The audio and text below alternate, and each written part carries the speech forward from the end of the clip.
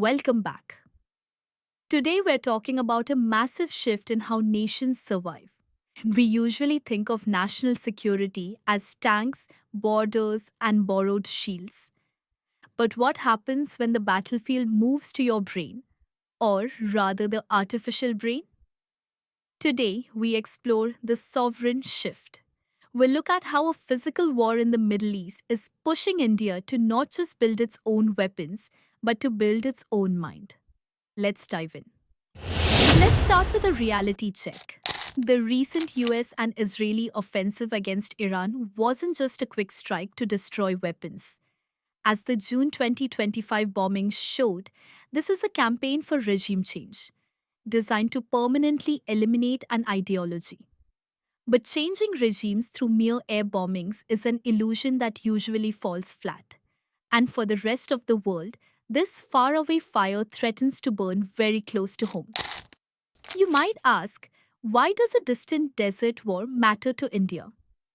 Here is the billion-dollar reason. There are 9 million Indians living and working in the Gulf states. The money they send back home makes up a massive 1.2% of India's entire GDP. Add to that the threat to global oil passing through the Strait of Hormuz. A war over there creates immediate, real world economic shockwaves right here. For decades, the Gulf countries relied on a promise. Ever since the 1980 Carter Doctrine, the US offered ironclad guarantees to protect the region. But promises drawn in the sand easily blow away. As the conflict escalated, American missile interceptors ran out. The US had to prioritize Israel, leaving wealthy Gulf states practically defenseless. The harsh lesson? A borrowed shield is no shield at all. You cannot outsource your survival. India learned this the hard way during the 1999 Kargil War, which exposed the deadly danger of relying on imported weapons. That sparked a shift.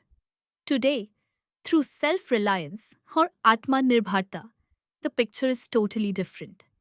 India went from a top arms buyer to a seller, with defense exports hitting a record $2.78 billion.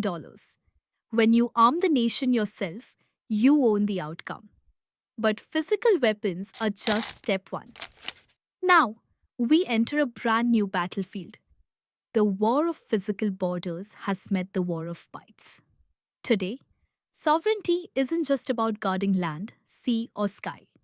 The deepest vulnerabilities now lie in the invisible code running our digital lives.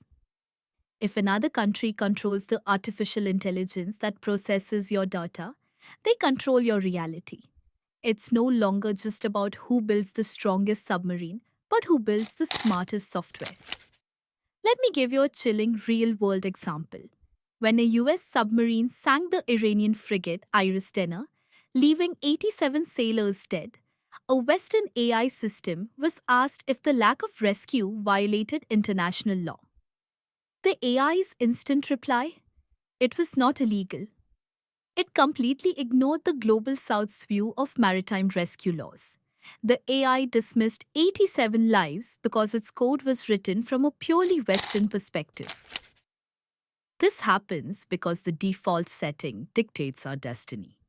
Today's powerful AI models are trained predominantly on Western datasets and legal scholarship. So, when asked a geopolitical question, the AI treats US military doctrines as the universal standard. Humanitarian duties and diverse cultural realities become invisible footnotes. When a machine decides what is lawful or acceptable, you have to ask, who programmed the machine? If data is the new oil, then code is the new conqueror. Importing foreign AI models is basically inviting digital colonialism. Think about it. If foreign algorithms govern our data flows, they set the boundaries of our innovation. They silently mediate what we know and how we think. Relying entirely on a US or Chinese AI stack means putting the keys to our national intellect into someone else's pocket. So, where does this leave a country of 1.4 billion people? India simply cannot remain a passive consumer of foreign intelligence. Our incredible scale, our massive linguistic diversity, and our complex democracy demand homegrown interpretive frameworks. You can't process the vibrant, chaotic, and diverse reality of India through an AI lens polished in Silicon Valley. We need processing power that actually understands our cultural context. The solution is simple to say but hard to do. Our data, our compute, our truth. True independence in the 21st century requires massive, sustained investment in domestic computing power and secure infrastructure. We need to train AI on indigenous datasets. Indian realities, languages, and laws must be first order inputs, not just an afterthought or a quick translation patch applied to a foreign model. It is time to write the future, not just code the past. Right now, India is great at building apps on top of foreign platforms, but we must evolve. We have to go from being mere vendors of applications on borrowed infrastructure to becoming the primary producers of foundational AI models and data architectures. We need to build the foundation, not just paint the walls of someone else's house. Let's bring it all together. From the physical battlefield of the Middle East to the digital circuits of tomorrow, the lesson is clear. Just as India successfully built its own space program, and just as it developed its own nuclear capabilities, it must now construct its sovereign AI stack. In this new world order, autonomy cannot be outsourced. True security, whether of borders or of bytes, is always homegrown. Don't forget to like, share, and subscribe.